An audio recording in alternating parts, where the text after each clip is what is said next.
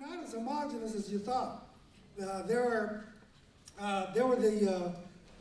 the families like mine, my sister, my mom and my dad. We lived in a rented house in town. But then there was the mono, single men living in the camps outside of Delano and Ridge Grove and Earlymont. There was the generation of mestizos, the Mexicanos, if you will. Yeah, there you go. The Filipinos, there were no women at the time, so they married whoever was there, right? If you can't be with the one you love the one you with. And there were Native Americans, there were white, there were Hispanics, there were blacks. Okay, there were intermarriages. Growing up in Fremont School, there was the Sarmiento family. They were part black. So there was an assortment of people here. Not all the same mind, not of the same set. But Larry Itliong managed to convince everybody and motivate everybody to the higher calling. There were also, hang on, Roger. Just like old times, he wants to pull my collar and get me off of here. So there was also the different levels. There were the common workers like my mom and dad. There were the ones like John's dad, who actually ran a camp for the grower. So he was the next tier. He was the middle manager, right? There were labor contractors who would be paid by the growers to provide a labor force, and the labor force would pay him a little bit of money, in order to get in at a particular farm. So these guys stood to lose a lot if they went on strike.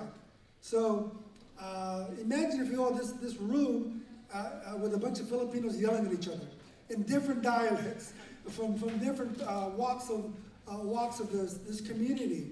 So to me, that was the miracle of September 7th, 1965. John's father was the man who stood up and made the motion to go on strike. He reminded me this morning that Fred Abad, who is another name that you will look up in your Filipino studies, who stood up and said, "I second the motion."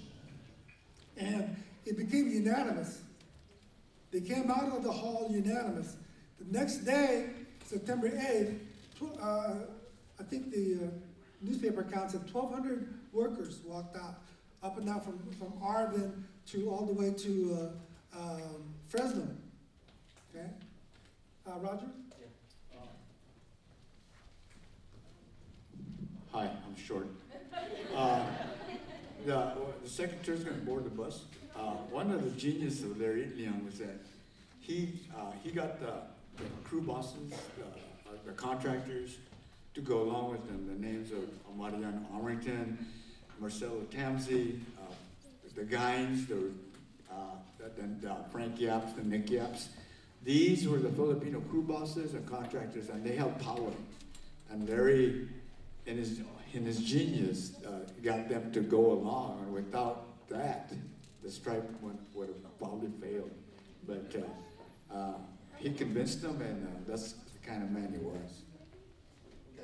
Yeah, I know. We're going to go on the second tour, but secondly, after once we walked out on strike, this hall became union headquarters. Pickets would be lined up. Workers would come by to pick up their pickets. There were some manangs who would make breakfast, lunch, and dinner for the picketers.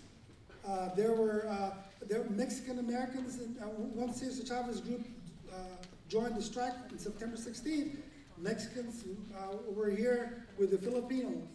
So for the first year of the strike, this was the place. If you look at the archival footage of some of the more iconic photos of the grape strike, you'll see that ugly wall in the background. This was where it was happening. Pictures of Cesar and Larry talking about union matters. A little side note, Luis Valdez, the production of, he did Zoot Suit and La Bamba.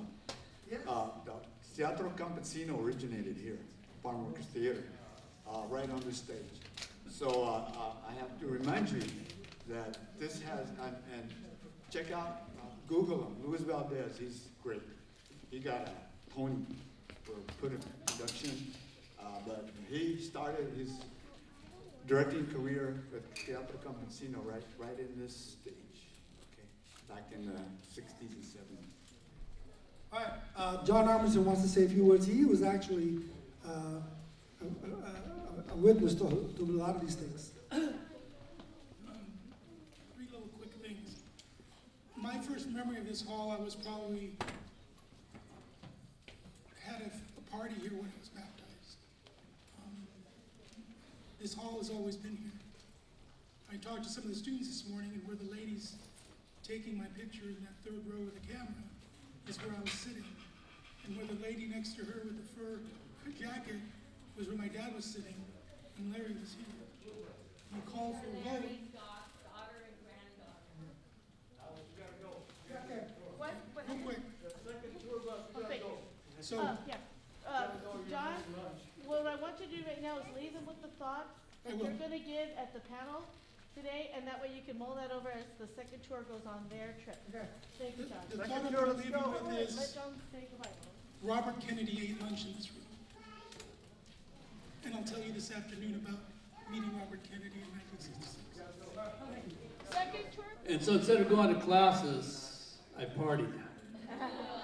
And when it came time to take finals, I flunked every one of them. My father used a lot of really bad words when that happened. And said, boy, you're not going to stay here in the house. You're going to go work in the fields. So my father sent me down to my grandfather. My grandfather was a farm labor contractor. And he followed the traditional route of Filipino workers. I ended up down in the Imperial Valley for a few months.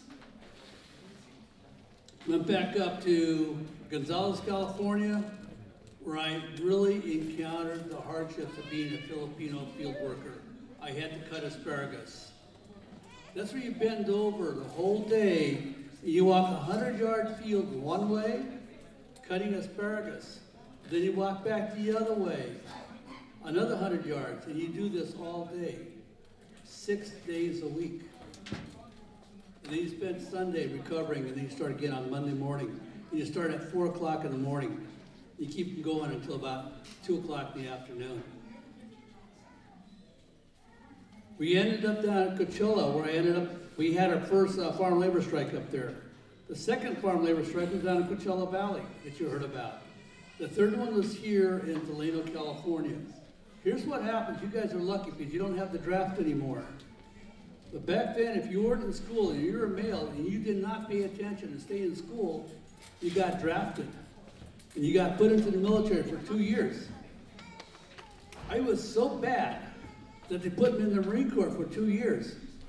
I was standing on the picket line and some guy said, Fabros, you've been drafted. And the strike's been going on for about 3 weeks. And that was probably the best thing that ever happened to me because that kid, that 19-year-old kid who was spoiled,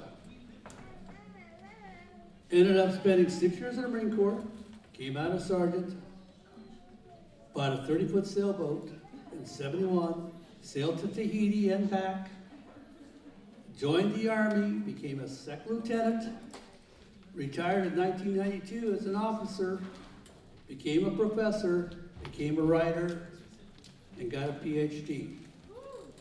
Okay? And that's because of a kid who didn't pay attention and partied too much. But the problem is, you're not going to have the same opportunities I had. So I want all, and the biggest problem we have right now for the Filipino community is this. We don't have enough teachers. We don't have enough Filipino teachers in the classrooms to mentor the next generation of kids coming up.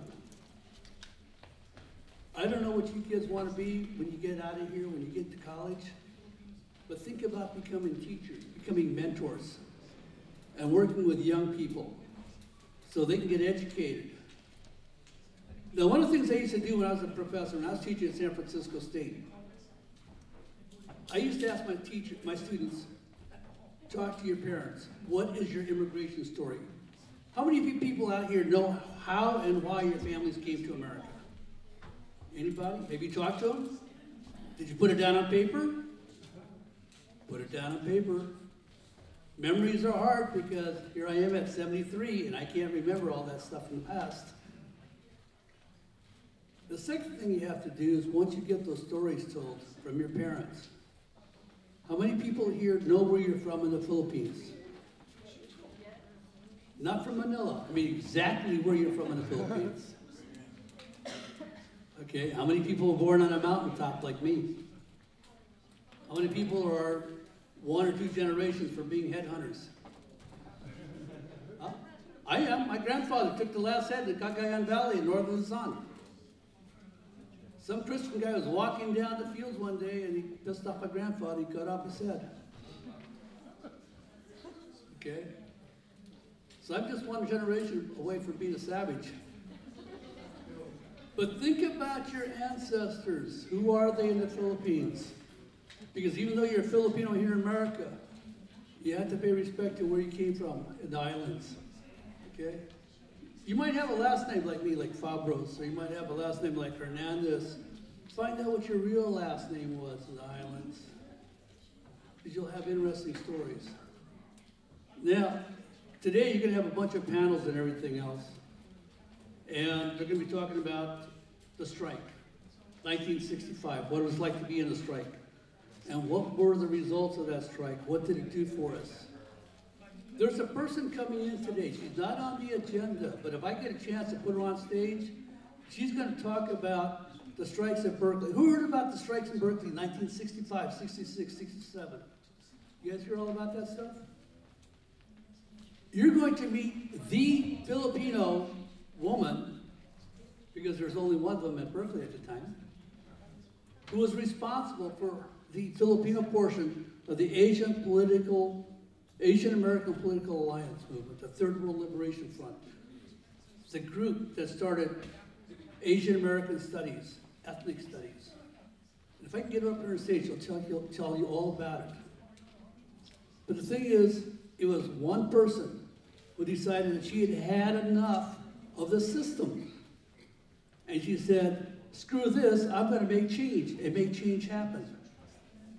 So take a look around yourself, okay? That person next to you, they might be shy, but you put them in the right circumstances. You get them pissed off enough, and you see enough things that you want to change, you guys can make that change. That girl was 18 years old when she went up on strike, okay? She went up against administration at Berkeley, and she made change happen. And that's one of the reasons why we have Asian American Studies today at the college level. That's why we have ethnic studies today at the college level. And that's why we're able to have events like this. So hopefully she's here today. I'll try to get her up on stage for a few minutes, pester her with a bunch of questions. But she's a really nice lady. She passed the bar exam on the first time with 30 minutes spare, so she's smart. Okay? If you guys want to talk to me, I'm back over there. I've got some stuff here I can pass out and share with you. But pay attention today. You're going to learn a lot. But for you kids that are still in high school, I hope in about 20 years you guys will be standing up here and saying, hey, I was a mentor. I want to be your mentor too. Okay?